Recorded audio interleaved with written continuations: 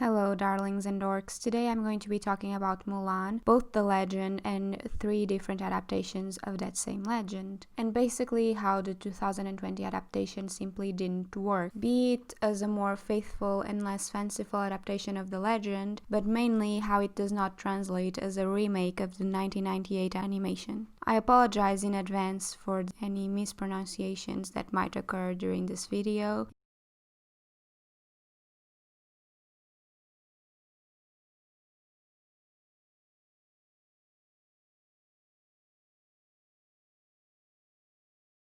Long before she was the heroine of a popular Disney movie, Hua Mulan was inspiring generations of young people in her own country of China. The original source of Mulan's story came from one folk song in the North Wei dynasty, which was called the Ballad of Mulan. The first known transcription of the ballad comes from the 6th century. Unfortunately, the original work no longer exists, and the text of this poem comes from another work known as the Music Bureau Collection. The legend of Mulan has been written with many variations, but the plot is always the same.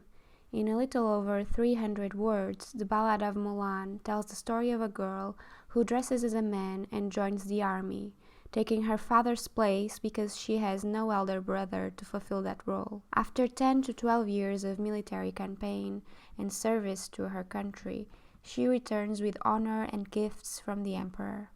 Her parents, sister, and younger brother hurry out and prepare a feast to welcome her home. Mulan changes her clothes, makes up her hair and face, and greets her fellow soldiers who are shocked.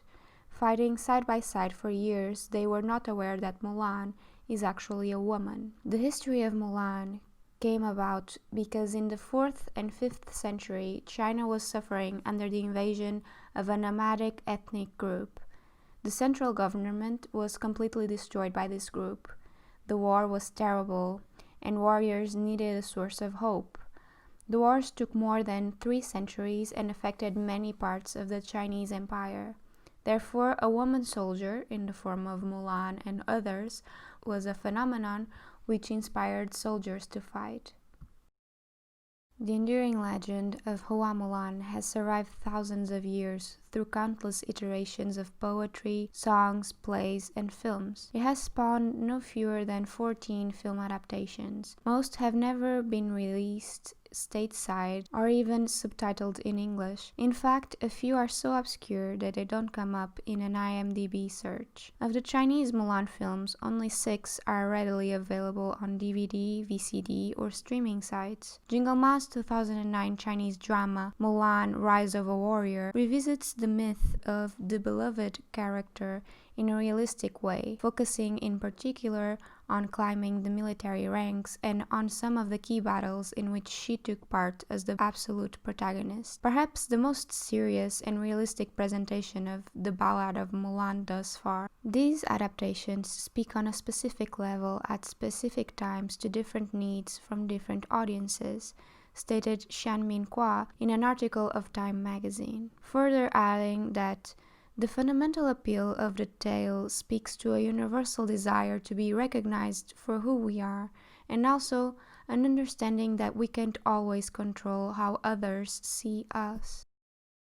It was not until the 20th century, through Maxine Hong Kingston's The Woman Warrior, Memoirs of a Girlhood Among Ghosts, that Mulan was introduced to a broad range of readers in the United States. While there are a number of film adaptations of Mulan's story, none has enjoyed nearly as much attention from viewers and critics as Disney's 1998 film. 1998 Mulan grossed $22.8 million in its opening weekend and went on to gross $304 million worldwide, making it the second highest grossing family film of the year. While Disney hoped to replicate its success through China, reception was not favorable, as many Chinese people felt that the Disney version was too different from the original legends as told in ancient texts. Disney's 1998 animated film, together with its sequel Mulan 2 and the companion commercial products has helped Mulan to become a global phenomenon. The new live-action feature film, directed by Niki Caro and with an Asian cast, reflects the financial success and lasting cultural influence of its animated predecessor. It is a shame that they didn't take the right notes from the 1998 adaptation. In production since 2015, Disney's newest live-action remake was expected to bring back the nostalgia from the 1998 adaptation. However, all that it brought was a slew of criticism instead. This movie has been wrapped up in drama. The main actress proclaimed her support for the Hong Kong police amid widespread protests, and the movie has filmed scenes in Xinjiang, China, which is where they are allegedly holding up concentration camps, which they have repeatedly denied. Both of these instances did no favors for the movie, but what I'm going to analyze here are the stylistic choices that were made and heavily criticized by the public in general. I'd like to start by saying that the strongest points for me in the 2020 Mulan's adaptation are the set and costume design. I loved it. From the small village's architecture to the imperial city, from Mulan's matchmaking outfit to the soldiers' armors. The only fault in my eyes was Mulan's true self outfit, or better yet, moment, where to show her true self, she loses armor, lets down her hair, and rushes right into battle, looking like a shampoo commercial and a very easy target. Furthermore, she simply looked like a girl from our time instead of ancient China. And it could be fine. I know this is a Disney movie, they are not going to be historically accurate, but still, they are trying to portray something, and I don't think they achieved it. But my eyes are the eyes of a Westerner that doesn't know much about Chinese culture other than watching some Chinese dramas once every blue moon. Needless to say, both costume and set design have been under fire. Mulan's costume designer, Bina Daigler, said that the Tang Dynasty was the inspiration for the film's costumes, adding that the research included trips to European museums with Chinese departments and a 3-week visit to China. Her comments immediately sparked backlash on social media and beyond, with some highlighting the role of costume designer in particular as a missed opportunity to hire someone who is more of an expert on the culture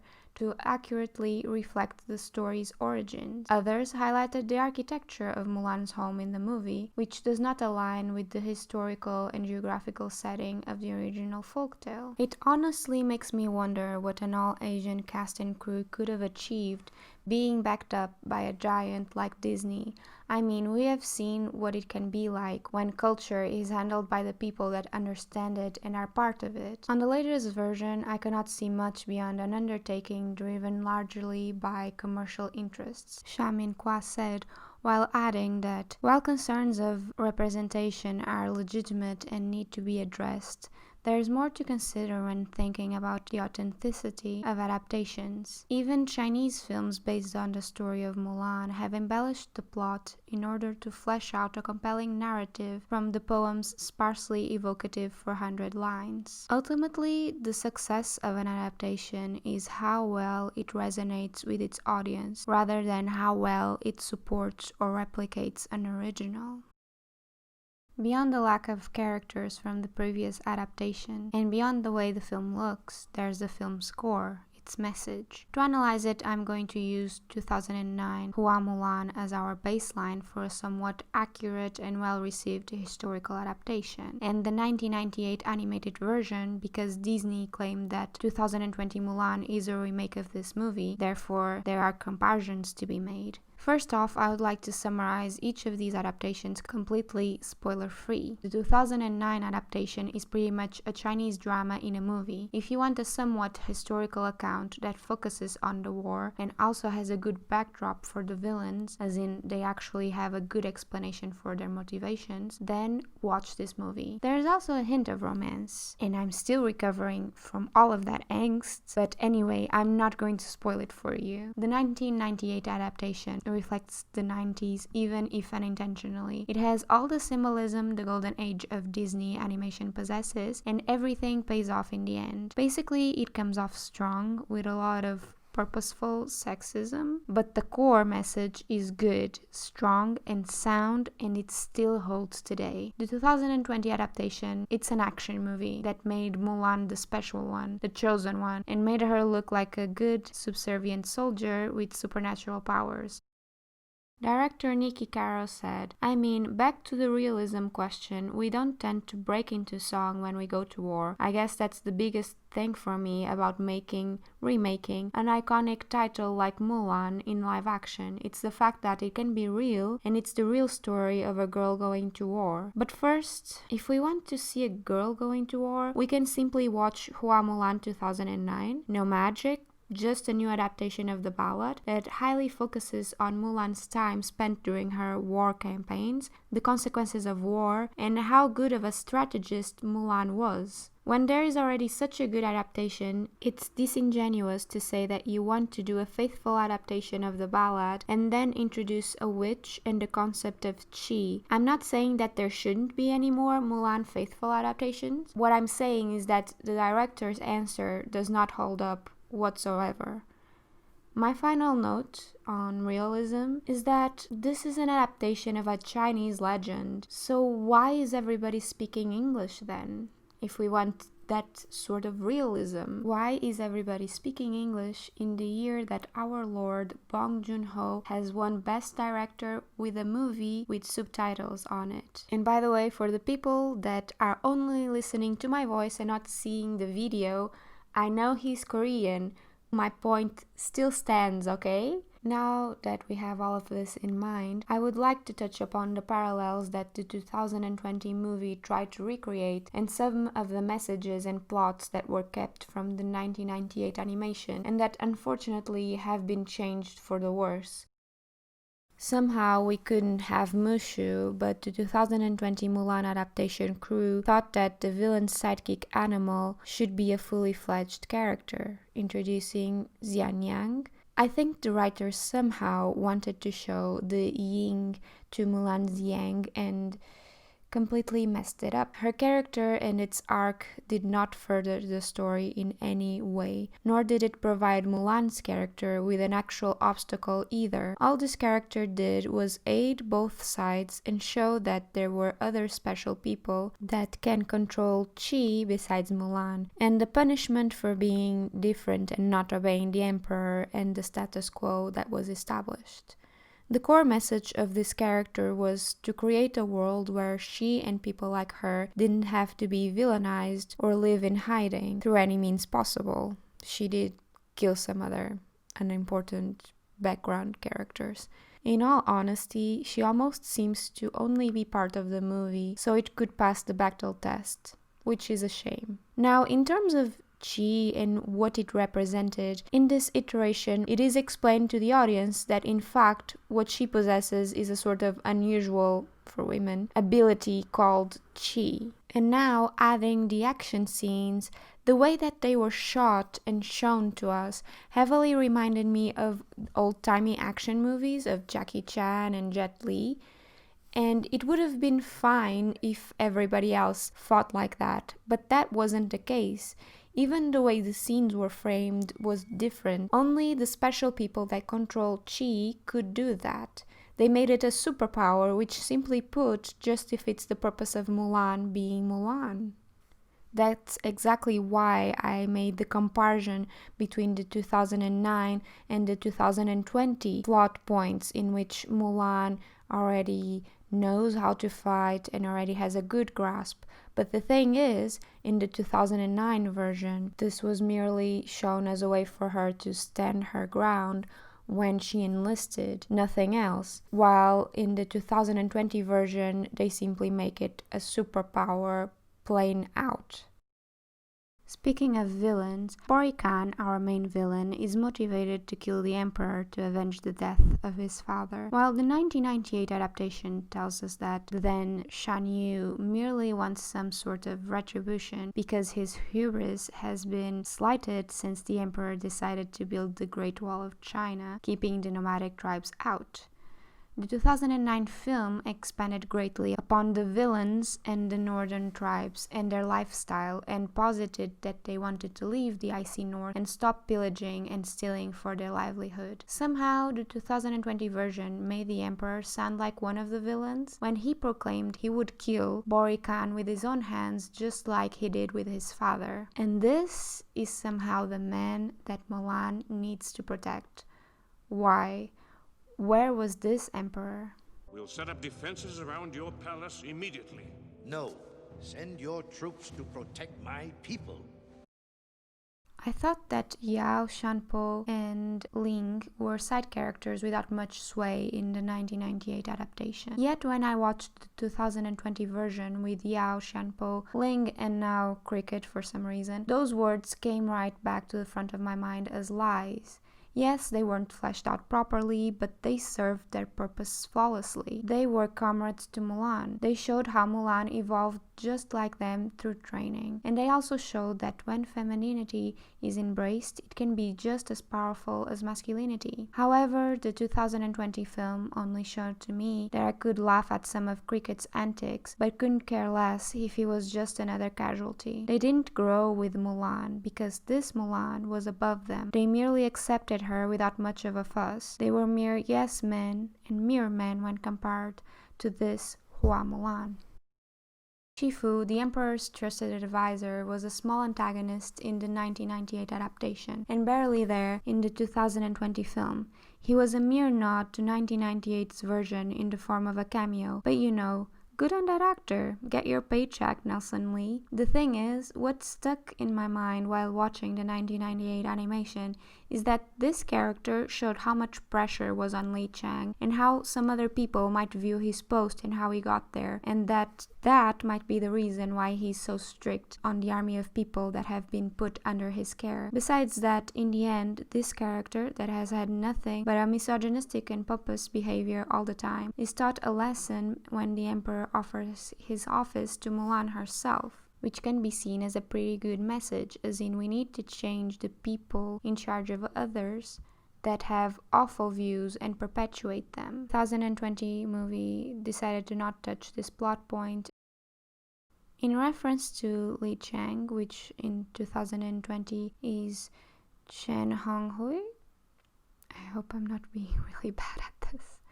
The biggest change is the fact that he isn't the captain. Instead, he's another comrade of Mulan.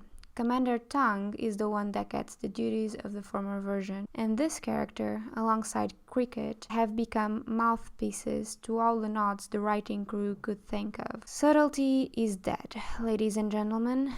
Furthermore, Chen as a character isn't fleshed out, and we don't get to know much, if anything, about him. His only role is being the love interest, which can be fine, but if we compare it to 1998, Li Chang was also an obstacle for Mulan when she revealed herself as a woman. And for instance, when they found the ransacked village, the emotional weight between the scenes is not even comparable. In 2020, the soldiers are just seeing a village and other dead soldiers which they did not know, while in 1998, Chang's father was one of the casualties, and while we didn't know this character, we knew Chang had been deeply affected by this, naturally.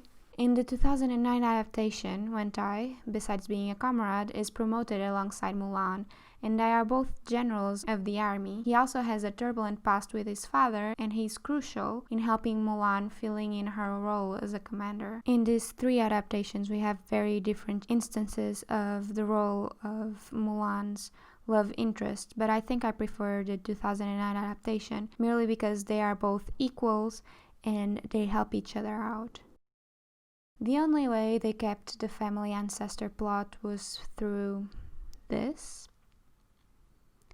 In 2020, we don't have a dragon, we have a CGI phoenix, because Disney did a surface level research and discovered that the phoenix is meant to symbolize in Chinese culture both the masculine and feminine qualities, and then they plastered the Western symbolism all over it. Mushu was a demoted ancestor who went on his own path to better himself just like Mulan, and to be able to be restored as a proper family guardian. He mirrored her and her struggle.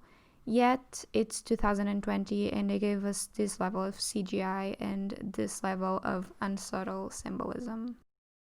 One of the charms and relatability of the 1998 animation is the struggles Mulan went through, but through perseverance and her strategical mind, she was able to pass them. The same is portrayed in the 2009 version, where Mulan keeps climbing ranks through the way she leads her men across the battles. The only scene 2020 Mulan did use a strategy to win was during the avalanche scene that they also paralleled, but that's it.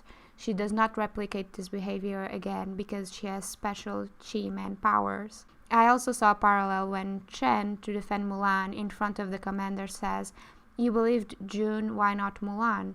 As soon as Chen is on her side, everybody else also is. Suddenly, without much chagrin, everybody is on her side and everybody must help her clear a path so Mulan can save the emperor. The matchmaking plotline remained, alongside the message of bringing honor through marriage.